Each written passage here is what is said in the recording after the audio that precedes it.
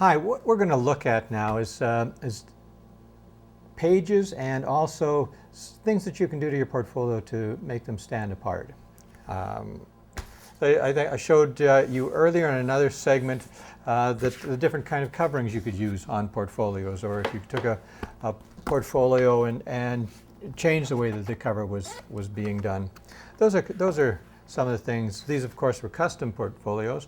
But what happens, let's say, if you buy one of these guys right here, or a facsimile, or a portfolio book that's off the shelf, and you want to customize it. There's one little trick that not too many people know about, but I'm going to show you, so you will know about that. Really easy to do, and you can get these in any city, anywhere. If you've seen these things called vinyl lettering, you've seen them probably on glass windows of supermarkets or glass windows of department stores. Sometimes around Christmas time you'll see snowflakes on the windows. Those are usually vinyl cutouts, vinyl lettering.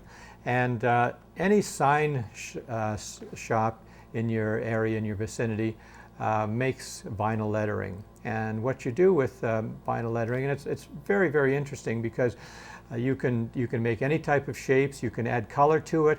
If you think of silk screening, where you have a number of different screens, each for a color, you can do the same thing with lettering. So you can make it as elaborate as you want, or with illustration, or you can make it as simple as you want. I'm going to show you something here very simple, just to show you how we can apply it, but it's up to you, it's up to your creativity to understand and to do whatever you want. So what we have here is we have just a straight piece of type. What we would do with this to create this is we create it in Illustrator, and even if you have an elaborate illustration, you do the same thing. You create it in the Illustrator program, the Adobe Illustrator program. You save it as an outline, and you always save it as an outline because these letters are cut out with a computerized digital cutting mechanism. So you save it as an outline, and whatever the logo is, or the lettering is, or the illustration will cut along the outline. So in this case, we just have something that's very, very simple, just to demonstrate how easy it is for you to put this on. As I said, you go to any specialty sign company, they're located everywhere, and you ask them for vinyl lettering, and you give them your Illustrator file, and lo and behold, you get back a piece of magic. What we're going to do is we're going to add lettering to this portfolio, and I think we'll probably add it right here. So we get this sheet of lettering here. The lettering is actually inside two sheets of paper. Each side is an adhesive paper. One side holds the letters on to the top of the paper, and the other keeps it in place on the back of the paper. And what we will do is find a place on the portfolio. I think this looks good. We will measure it.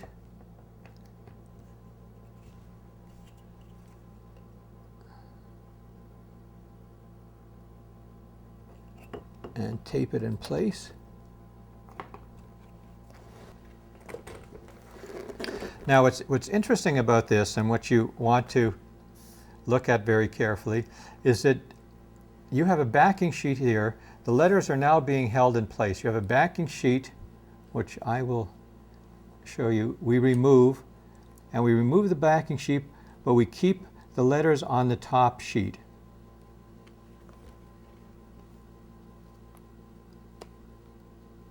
Here we go.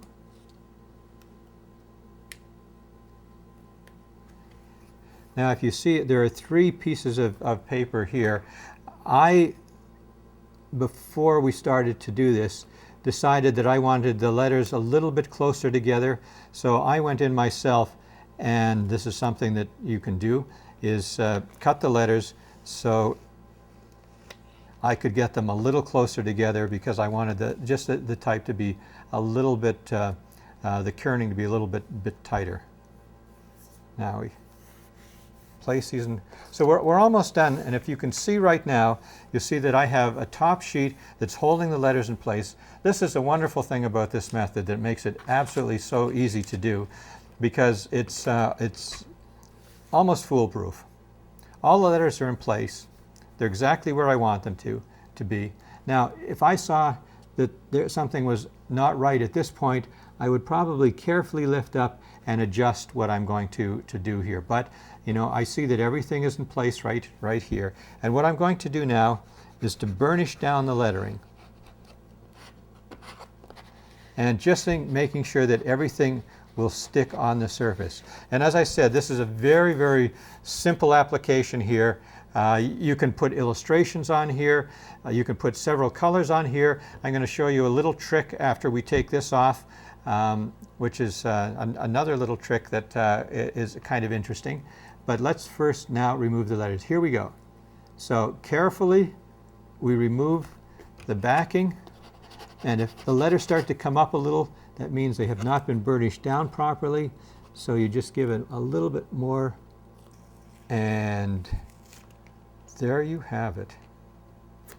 We've taken a very ordinary looking portfolio,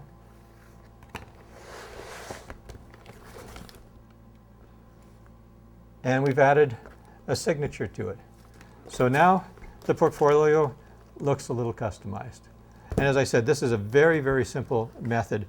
One of the things also is if, say, for example, you wanted to do a drop shadow on this, what you would do is you would do 2 sets of lettering.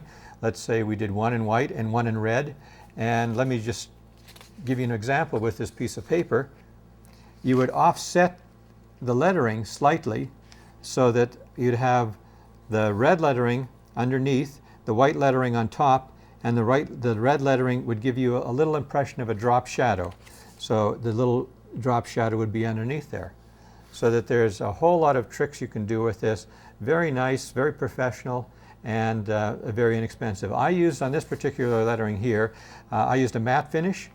You can get this in a gloss finish. And as I said, right now, every day there's more vinyl colors being added. There's even some vinyl with texture on it. So it's a real fun, interesting way of approaching what you're doing. What we're going to look at right now is pagination. How do you put your work into a portfolio? The type of pages we're going to look at right now are printed pages. You can obviously, as we saw earlier, buy a portfolio with vinyl pages and insert your work into a page. But more and more people are looking, because of all the printers that they have, all of the inkjet printers, looking at a different way of presenting their work. And as I have a couple of examples here. An example where you actually print your work right on the page and then insert the page into the book. What's nice about this is that the texture and the feel of the pages is more welcoming.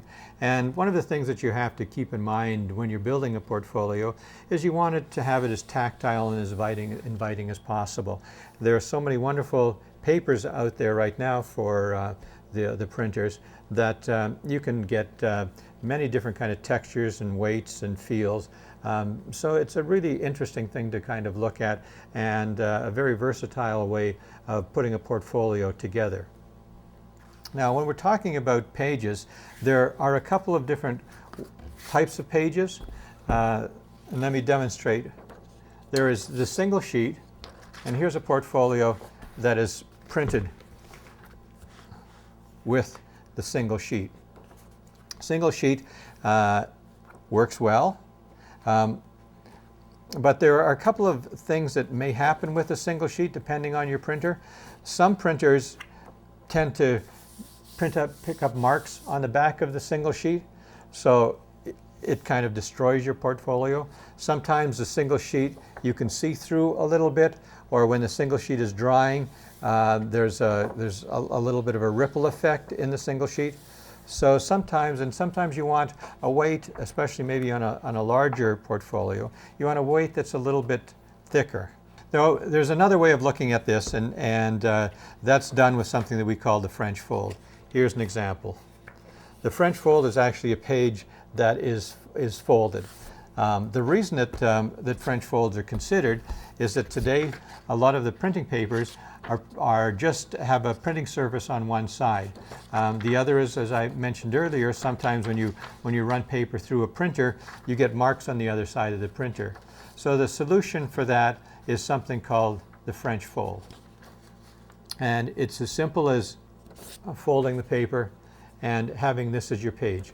It adds a nice weight to the paper, a nice thickness to the paper, which is quite advantageous to the presentation.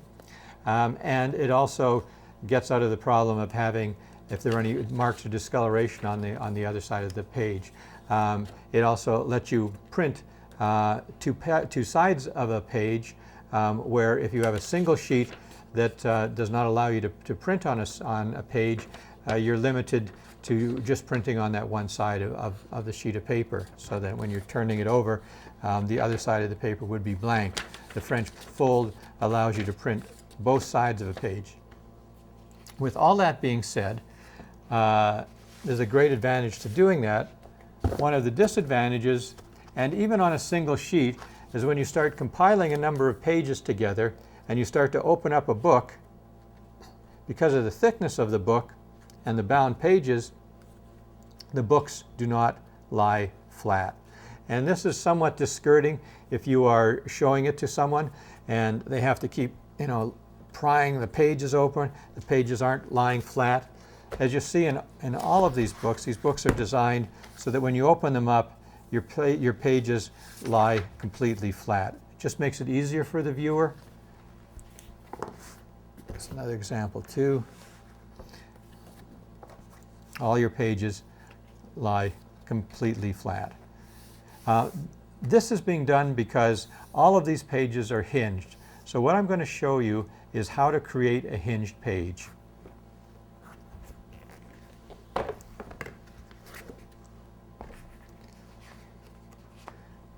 Now we have an example here of a French folded piece.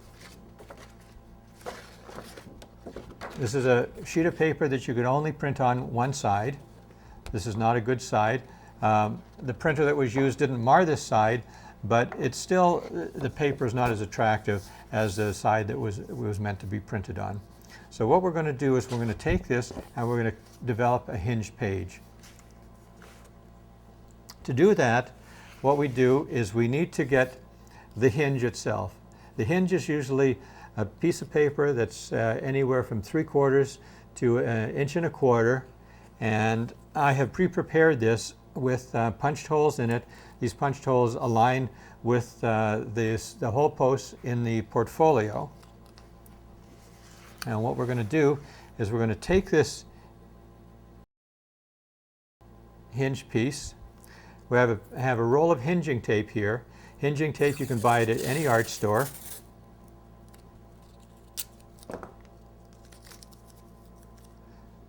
I'm going to align my page with the hinge, and I'm going to put about a 32nd of an inch between the hinge and the hinging page.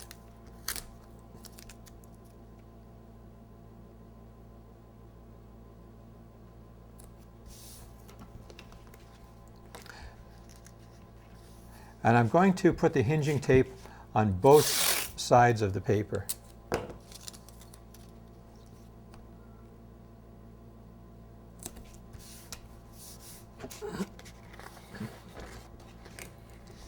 And once I finish that, I would burnish it down. I like to run a line just where the hinge is. It makes it a little bit easier for the fold. And then I just will trim off the excess hinging tape.